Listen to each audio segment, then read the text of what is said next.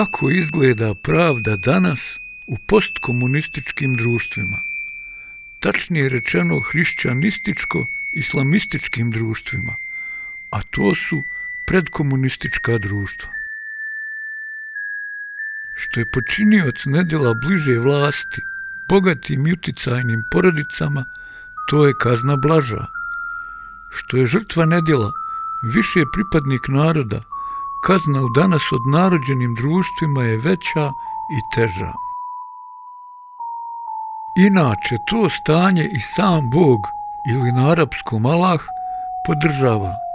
Da ne podržava, ne bi bilo ovako kako ja tvrdim da jeste.